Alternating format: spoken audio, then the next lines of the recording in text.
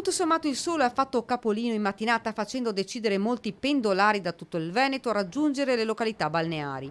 Presa d'assalto Jesolo con gente che passeggiava in centro e poi ristoranti pieni per il pranzo. Ma la situazione dei locali non è rosea, molti non hanno la possibilità di aprire. Ci sono tantissimi locali, attività, bar, snack, anche ristoranti che non hanno spazio all'esterno e non è possibile nemmeno, nonostante gli sforzi che stiamo facendo noi come comune, aiutarli perché proprio non c'è. E quelli che sono affacciati sulle strade non è che puoi mandarli in strada, bloccare il traffico, eccetera. Situazione davvero complicata, l'amministrazione comunale ha aiutato circa 190 locali autorizzando l'ampliamento dei plateatici, ma rimangono oltre 300 tra bar, ristoranti, pub e pizzerie che non hanno la possibilità di poter sistemare tavolini e sedie all'esterno. La stagione estiva è alle porte, ma molti sono ancora le incognite. Noi ci stiamo preparando per il 15 maggio, sicuramente ci saranno diversi italiani, veneti, ma non solo.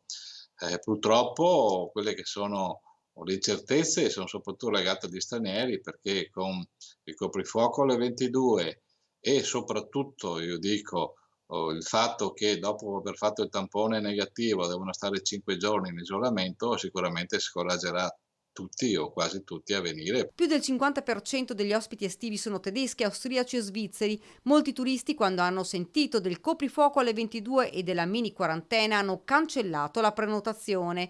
Bisognerà ora attendere il 15 maggio per capire cosa deciderà il governo con la riapertura delle zone balneari.